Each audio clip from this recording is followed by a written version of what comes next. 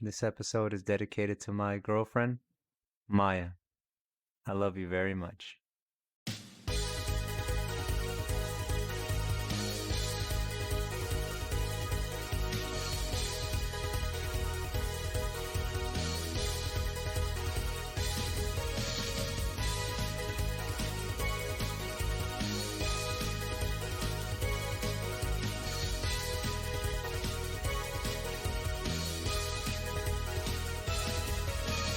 Yo, what's going on, everyone?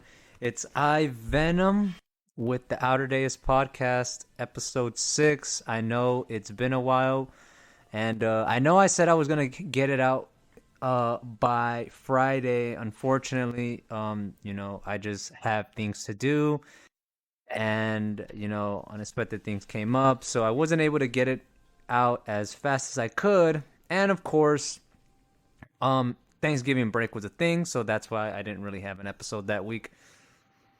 But the break's over, and this episode I wanted to get back into another tech-related subject that's currently going on and taking the world by storm, and it's exploding. And it also happens to be the most important advancement going on right now. And it has been for, I want to say, in 11, 12. It's about 12 years. It's been 12 years. Um, and I'm pretty sure you guessed it. You've been hearing it all over social media. I'm sure if you know me and follow me or you're a close friend of mine, you've probably heard me talking about it plenty of times. Crypto. Yes. The thing that I'm sure some of you don't understand, some of you probably do understand, and maybe some of you don't care to understand, but you should. You should, based on what it actually entails. Um, you should. And it's also a reason why I wanted to do this I wanted to share this information with whoever happens to take interest in it and who's been interested in it, or maybe they just don't have the time. And it was also good for me to help me understand everything about this a bit more. Not complete. I don't know everything completely, but yeah. Um, Again, you've more than likely heard me talking about it. You've heard it all over the internet. You've more than likely heard about Bitcoin, Dogecoin, Shiba Inu, Cardano, uh, Coin. You've heard the word Coinbase, Solana, and most recently, you've more than likely heard about NFTs and the metaverse, specifically also about Facebook renaming themselves as Meta. And I'll get into that a little later. With that being said, I want to talk about all these subjects as they're all different aspects of the crypto and blockchain umbrella.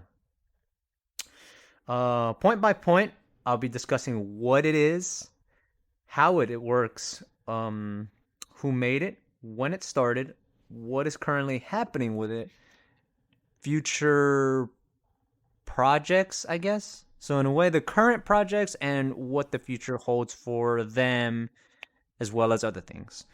And of course, last but not least, how you can get started and navigate these digital waters. I can't stress enough how important this is and how much it matters to the people of the world. And yes, that also includes you. It does. And before we get down to it, I'd just like to say that I'm not a financial advisor, nor am I an expert. I know. Why are you making this episode if you're not an expert? I mean, I'm not, you don't need to be an expert to know what the fuck you're talking about. And also, I'm still learning about this myself. And, I've been learning about this consistently over time as I've delved into this myself. And, uh, you don't have to be an expert to be able to share, your opinion, whatever. Um, And I also do feel I generally have a good grasp on what this is, and I'd like to share that with you. So let's get started. So first things first, What is crypto and what is the blockchain? Let's start with crypto. Crypto is a decentralized digital currency at its simplest. On the tech side of things, it's a collection of bits. I'm sorry. It's a collection of bits, which is short for binary data, usually called binary digits, more so. At least on the maybe on the computer science, but then again, some people can more than likely use them interchangeably. But bit is technically short for binary digits, and binary digits slash data is simply zeros and ones. Uh, these bits are the smallest form of building blocks that make up digital information. You see those photos in your phone? A collection of zeros and ones. Think of them as digital atoms which can only be in two states, which are the zeros and ones. The same holds true for crypto. Sometimes I'll hear people put down crypto because of this fact and use it as a way to explain why the dollar is better or why the current financial system is better and why this one is stupid. And it couldn't be any further from the truth. The dollar has been dying and losing value since it stopped being backed by gold, not to mention the Federal Reserve's constant printing of money, which hasn't been doing the dollar any favors. It's actually stopped being backed by gold, if I remember correctly, in 1973. But even then, it was kind of like, losing value as it was going, but it wasn't to the extent as after that event happened. You know, every year, every day, every month, you're losing buying power and you're losing money. So every time you think you're saving money in your bank account, you're really not. You're actually losing your money. You're losing what you can do with it. The dollar and other fiat currencies are inflationary. They're inflationary assets, while crypto, be it Bitcoin, Doge, Monero, etc., are deflationary, which means it gains value over time. However, it should be stated, and I'm sure you've seen it if you actually keep up or casually keep up, or maybe take a quick glance or whatever, or hear news stories or public figures talking about it. Values can be volatile, and it's more so than stocks. Crypto's values are also tied to the amount of users enacting transactions. The buying and selling of it, as well as people developing projects on a particular blockchain. Before I finally get into that, I do want to state that not every crypto is decentralized, unfortunately. And I say that word because it goes against the intention of crypto, which is giving the people power over their own finances. It's to the masses. Decentralization. It's not concentrated in one point. It's spread out to several, and it does so by essentially removing the middleman from controlling your finances, and in essence, you through that. With crypto, entities like banks would not be required, though I'll touch upon a crypto aspect that relates to banks later. The modern financial banking system was actually created. I don't. Well, I wouldn't say maybe it was created, but it's definitely based off of it. Because banks were happening before this, right? But modern banking didn't exactly. It came from a specific system that was done during the 1400s by the Medici family, which were prominent rich Italian family back in those days. And ever since then, we've been using that system as the basis for what we have now. To begin phasing out such an integrated system within society certainly disrupts the power dynamics between the people and the banks, as well as other centralized entities like the Fed. Now, with this information, you can see why over the years you've seen figures in the financial sector attempting to spread negativity against crypto, as well as taking measures against it, like taxing it, some years back. It's because it's a form of exchange that they can't control. The same way they do it with the dollar, as well as other methods like using credit/debt. Centralized cryptos, though antithetical to decentralization, does have its uses. Examples of tokens that are centralized are the Binance Smart Chain token, or BSC, from the company Binance. Another one would be USDT, or Tether, which is tied to the value of the dollar. Excuse me. Another example of a token similar to Tether is USDC, or USD coin, which is also tied to the dollar. However, this one is actually, if I remember correct, it's using the Ethereum blockchain. And I'll get to that later. Centralized tokens tend to be under a small group of people, or even one, under their control.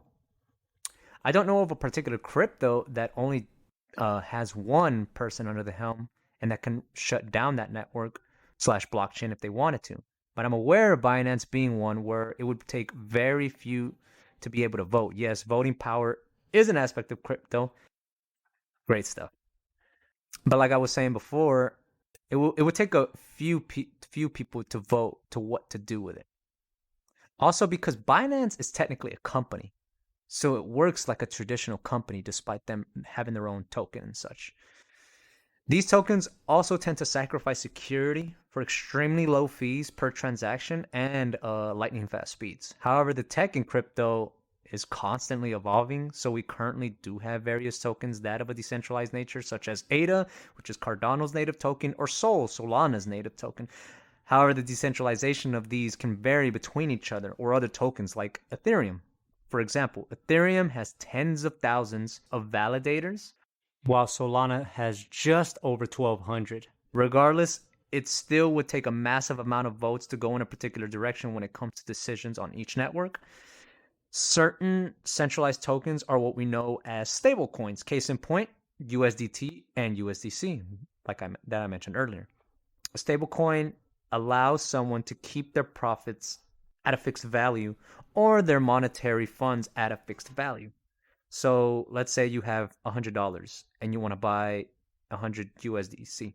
It's still going to be the same thing, minus, small fees depending on wherever you go. So yeah, it lets you keep your profits too at a fixed value if you desire, and if you want to keep your funds as crypto. So like if you want to keep it at that value just like the dollar, but you didn't exactly want to put it in the bank account. It also removes the need to, so pretty much what I just said, it removes the need to cash out into fiat. It pretty much makes the process faster and a bit more streamlined, kind of. However, if you do this, you will be subject to pay taxes on these profits. I hate the government. I hate the fucking government, and the Federal Reserve with a passion. Hate is a strong word. So, fuck them.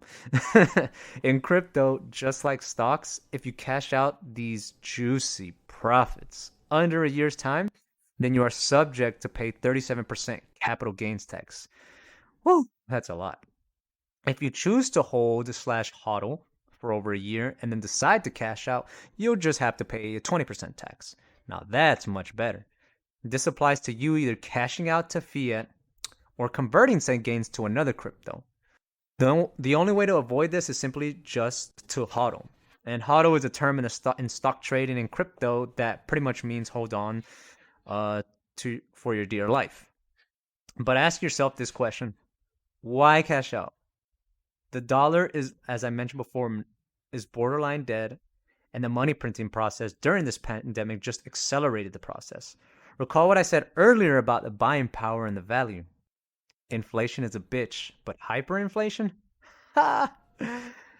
However, you're free to do what you want, It's your money. There's nothing wrong with taking profits. But if you want to realize the profits early and not have to deal with buying limits using fiat, then simply convert to something like USDC.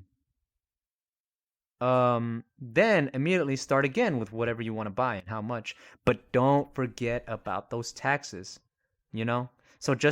So you're going to get taxed, but imagine if you don't have that You don't have that, and you don't have that in, how do you say, fiat.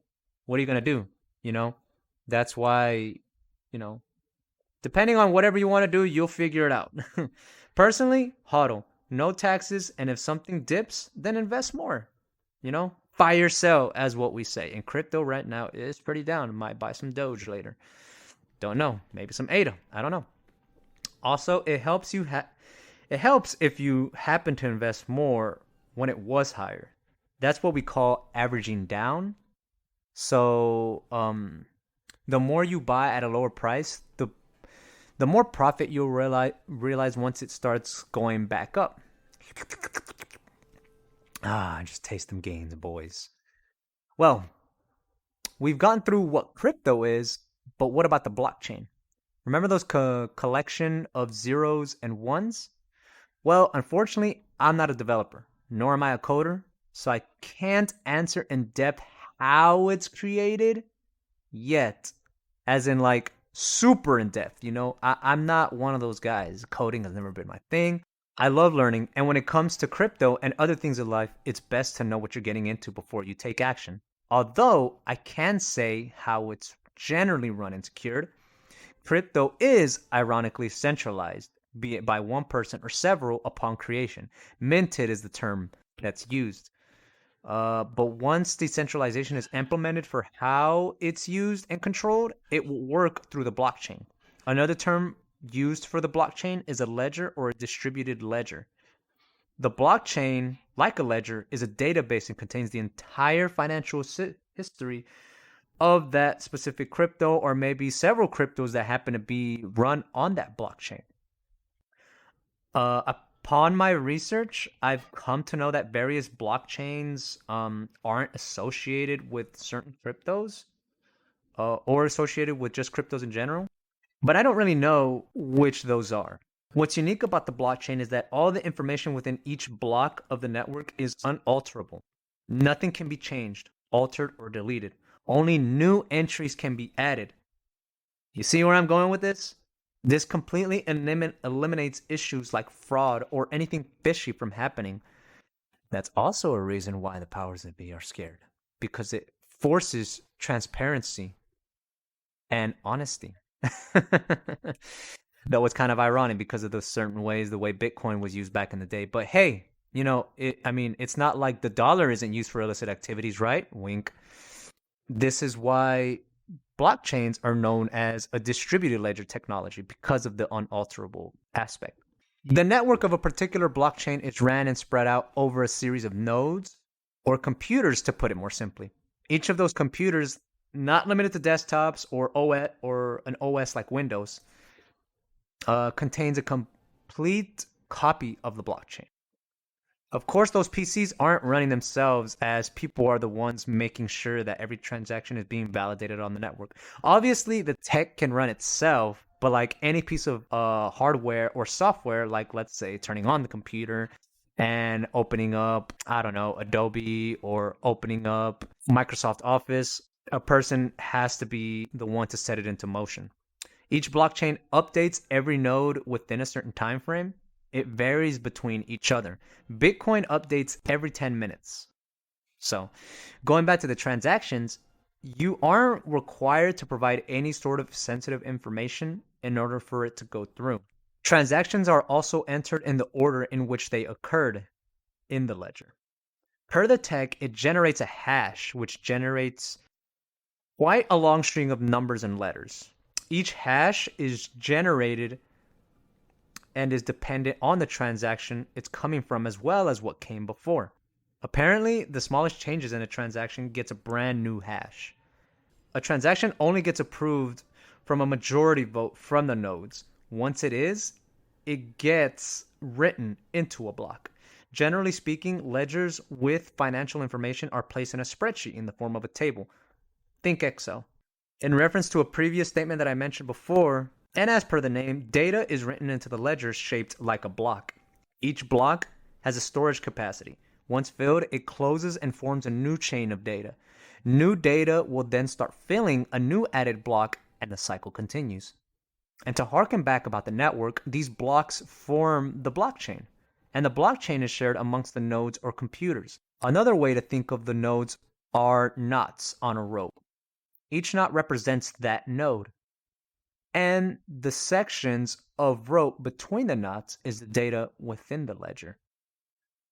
And because of the hash, which is a form of cryptography, which is in itself a form of secure communication that prevents anyone from reading private messages, it's able to secure the network and prevent it from being attacked or have the data compromised. It should be noted, incidents of hacking have happened as of recent, but that speaks more to the level of security that those blockchains or companies have. And the companies are, as I mentioned, the centralized ones, usually. And the security is great, but the security is greater than those that you find at a traditional bank and in the financial sector. That's the blockchain. That's crypto. And that's why it's the most important piece of innovation happening right now, arguably greater than social media. Regardless of the cons and issues that have risen because of social media, and trust me, I know it, you know it, everyone knows what social media can do to people and what it has done to people. It can't be understated how important it is and how it's been able to connect the world and the various uses we've been able to get from it, from a personal, business, or societal standpoint, for better or for worse.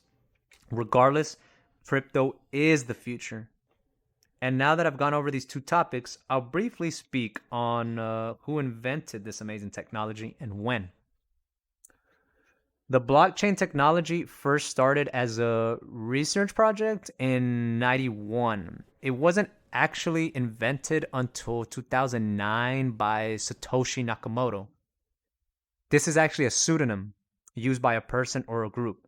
Nobody knows their true identity. Despite the Japanese name, speculation amongst experts suggests they aren't of Japanese descent. But anyway, Nakamoto first started the code for Bitcoin in 2007, but it wasn't until 2009 that Bitcoin was created and released by Satoshi, as well as implementing the first blockchain database to Bitcoin.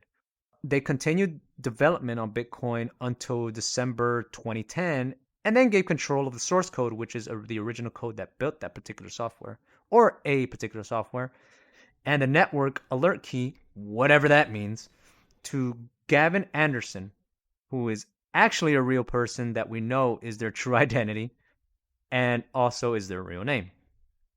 And this person stayed as the lead maintainer of Bitcoin for a few years, all the way up until 2014. And that's pretty much the origin story of crypto and the blockchain. So where are we now with crypto? Well, there are over 13,000 cryptos in existence right now. DeFi and dApps are the biggest innovations in crypto right now, alongside NFTs, which I'm sure you've heard about. DeFi stands for decentralized finance. It's supposed to be an ecosystem comprised of applications built on the blockchain. From what I understand, these are decentralized apps, or dApps, as mentioned before. They have a wide array of uses, from investing, wealth management, trading, payments, insurance, borrowing, lending, asset management, and cross-border transfers. There's even crypto banks. Oh, but what do you mean banks? Didn't you say banks are No, but the thing is, these banks aren't run by anyone. You know what I'm saying? Like, you go to this bank, but nobody is there to actually do anything to you. You're still in control of your own money. It's like your own personal bank in the most literal sense. Okay? And all of these services pretty much eliminate the central authority aspect that we have now. You're in control of your finances, like I mentioned before. Many dApps and projects are built on the Ethereum network, which is the second major crypto and blockchain in the world. It was created back in 2013 by a person named Vitalik Buterin. I think that's how you pronounce his name. And yes, he's a real person, and that's his real name. And we've seen him. He's a very public figure in the crypto space. Projects using ETH have been booming, but unfortunately, because of how the network is built and the amount of traffic being caused by the buying, selling, development, and most recently with NFTs, it's become congested. And that's pretty much caused quote unquote gas fees, what we call the transaction fees, usually in ETH anyway. And it's caused them to rise just unbelievably. I'm talking from tens to hundreds of dollars.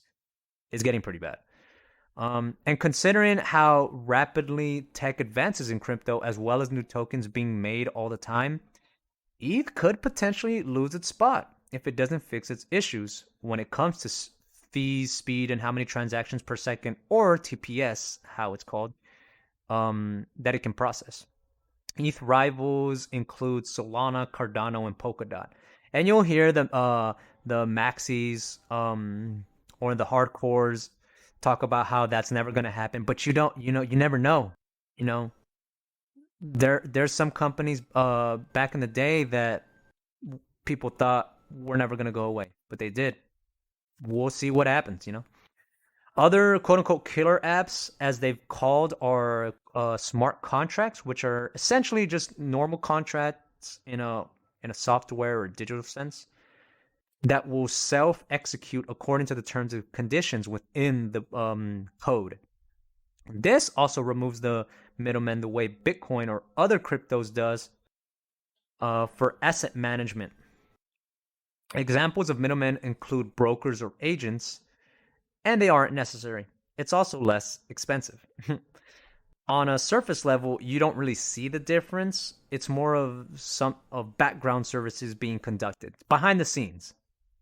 And of course, we can't forget about NFTs, non-fungible tokens, and these are unique in the fact that whatever you decide to mint as one, there will only be that one. It cannot be replicated because of the technology used to make it. No matter what these screenshot memes have you believe, it doesn't matter. Do you know why? Because sometimes NFTs can grant you access to specific things in the blockchain, or what you've heard, the metaverse. And I'll get into that a little later.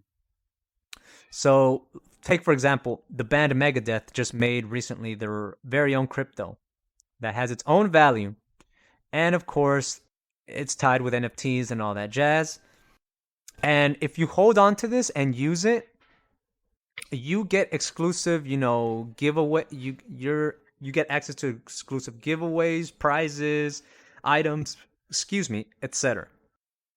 And that also is a fact on various other NFTs. But of course, it just depends on which one you're looking at. I don't really go into NFTs too much. I actually minted my own from a photograph that I made just to test with waters, just to see what would happen. So if somebody comes to you and says, "Hey, I actually have that," but they can't provide the actual address from the to send you it through the blockchain, then it's pretty much just going to be considered worthless and whatever, because just like in real life, you want to have the original. Uh in the physical world, like in the art industry, fakes and copies can severely mess with the value of a particular piece. And it can also potentially have someone unknowingly buy a fake. Also, everyone knows that the more there is of one thing, the less valuable it is. It's too readily available and can be obtained with ease. That's where NFTs and real world assets that follow this fact of life gains its value. But the value also comes from what we give it. Not everyone values the same thing. I adore games. They are probably my biggest passion entertainment-wise. However, that doesn't mean I will pay a higher amount, depending on that amount, for, let's say, a PlayStation 5 compared to someone who may very well pay said amount.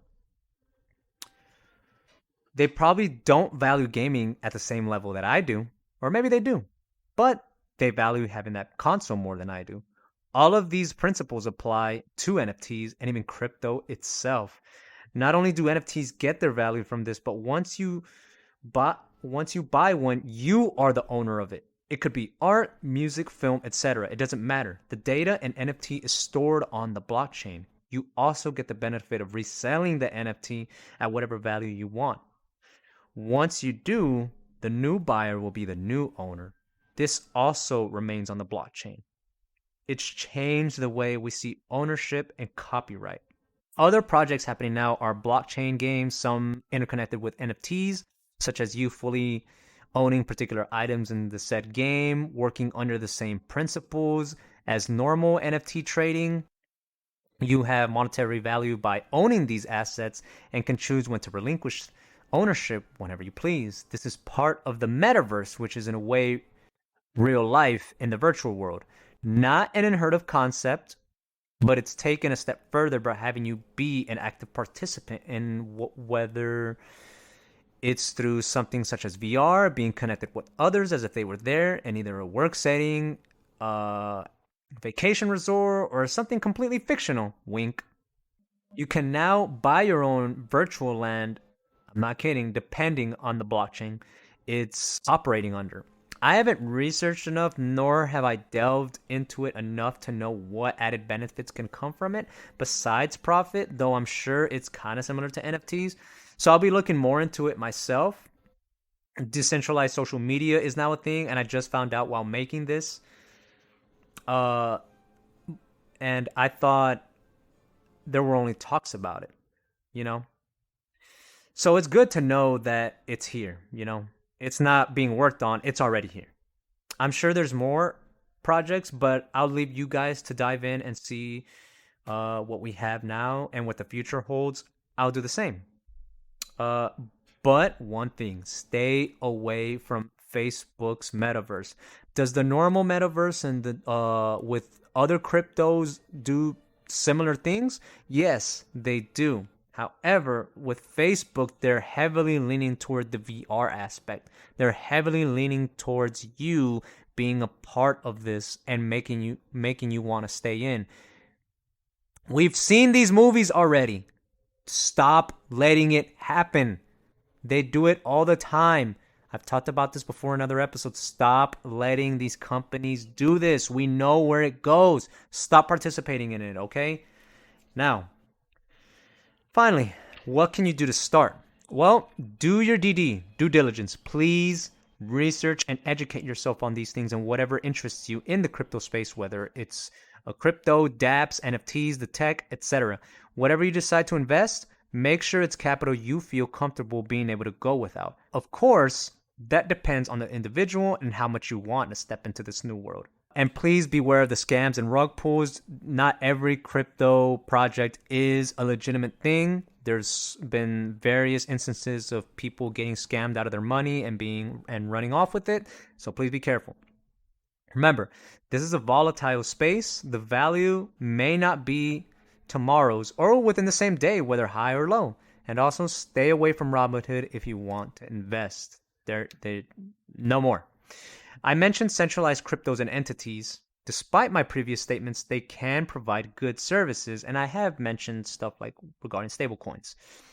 Other services would be like sexes. No, not that kind of sex. Sex pretty much means centralized exchange, and it allows you to convert fiat to crypto. Popular centralized exchanges are Coinbase, Coinbase Pro, Binance, and Crypto.com. They usually ask for certain information to validate your identity. I do know, if I remember correctly, they report your stuff to, I guess, the IRS. I think the normal decentralized ones do too because of the regulation that's already happened. However, once you have your crypto, don't keep it in that exchange since you don't have ownership while remaining there with your coins. You need to get a hot wallet. This is pretty much a way to store your crypto. Hot wallets are connected to the internet. You'll be asked to create one regardless of which app you wish to use. No, Crypto.com doesn't make you create one, but they do have their own wallet, so you can download that as a separate app. And this is true for either Trust Wallet, MetaMask, Phantom, the Coinbase wallet, etc. And you'll be given a phrase with a series of words in a particular order. This would be your recovery key for when you need to access your wallet. Please make sure to keep backups of this phrase, physical and digital, because if you don't and lose the phrase, access to your funds is lost forever, and we can't have that. Despite this, to gain complete ownership you'll want to get a cold wallet, which is a physical hardware wallet. This won't require the internet unless you're transferring funds. So let's say you're transferring funds from a hot wallet to a cold wallet, or so it's the equivalent of a savings account. Since hot wallets are connected to the internet for more time, or usually, just generally speaking, more so than a cold one, they're more vulnerable to attacks. You don't exactly have your funds in the cold wallet. It pretty much stores your private key that allows you to access your crypto. You can also create a paper wallet which copies your key on a sheet of paper as a series of characters or a QR code that you can scan. Always make sure you use the right address for the right cryptos to send and receive, because if you don't, you could lose whatever you wanted to use. And of course, we can't have that. And I think that covers most of it. This was a topic that I've been wanting to make an episode for quite some time, and here we are at the end. But I also made it because me and my girlfriend speak about this, or every now and then I may mention it, and she doesn't understand it, and she actually wanted me to take the time to explain it to her. And since I've been wanting to make an episode, I figured this was a better way to do it, and to gather all the points together in a clear and concise manner. So to summarize, I went through what crypto and blockchain technology was, how it works, who made it, when it began, what are current and future projects within crypto, what you could do to get started, how all of these points demonstrate why crypto and the blockchain are the most important innovation in the world right now, and why it matters to you.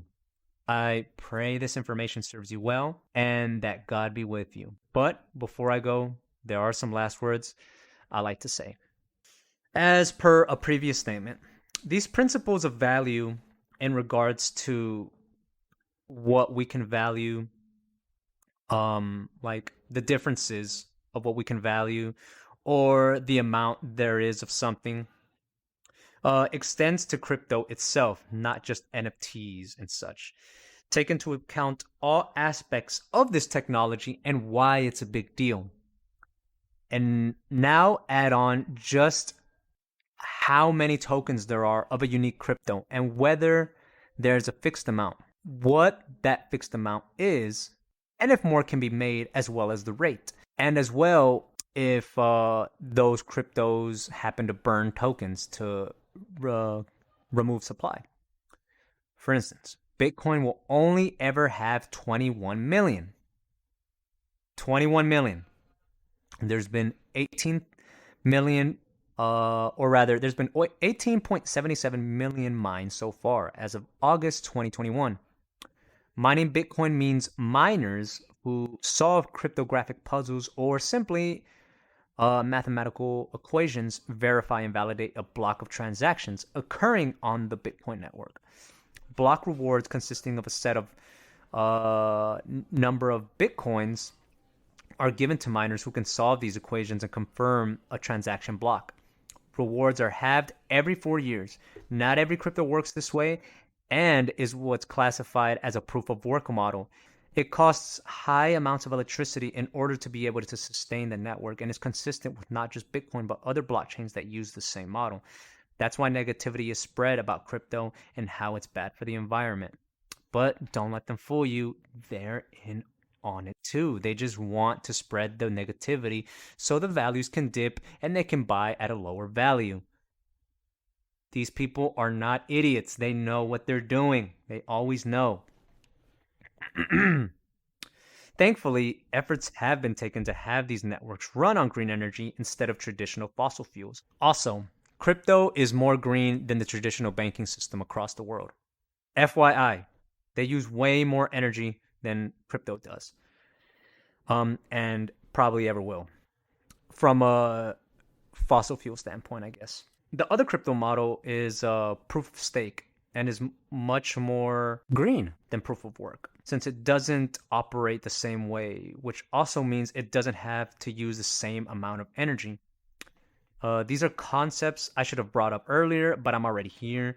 In proof of stake, Validators are chosen in relation to the amount of holdings they have of a particular cryptocurrency. Examples are ADA, Sol, DOT from Polkadot, Algorand, Tron, and Azos. Ethereum is also transitioning from a proof of work model to a proof of stake model. Hopefully that fixes those fees. So take all of this plus this additional info I just gave you and compare it to the US dollar and the Federal Reserve. They have no limit in the amount of money they can print. This causes the dollar to continuously lose value. There's too much. The only thing that's pretty much backing it is the fact that we've been using it forever, and the only ones that are in control of it are these centralized entities that don't really have our interests in mind, and we all know it. You know. Don't pretend you don't. Everyone knows. And sometimes we don't want to keep believing that. We want to believe they do, but it's just the truth. So why does it matter if the dollar is physical when it doesn't even provide these revolutionary services that these zeros and ones can? It doesn't even provide the benefits Dogecoin has, and that was started as a joke originally. It was a joke on the coins being made, but the bigger irony is that it's shown that the financial system we operate on is a joke. Zeros and ones are not legitimate attacks on crypto. Life on a scale as small as ours, to the unfathomable scope of the universe, is surrounded by numbers, by equations ready to be solved. Nothing starts at 1. The world is born from 0. This is no different. It will take time, but hopefully, this old decrepit system will one day just be gone. And with it, may come the growth of a new system that we are all able to be in control of on an individual level and a communal level around the world. This is good, isn't it?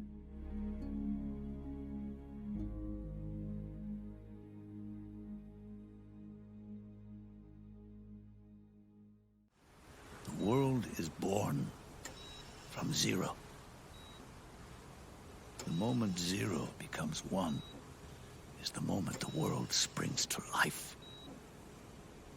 1 becomes 2, 2 becomes 10, 10 becomes 100. Taking it all back to 1 solves nothing. So long as 0 remains, 1 will eventually grow to 100 again.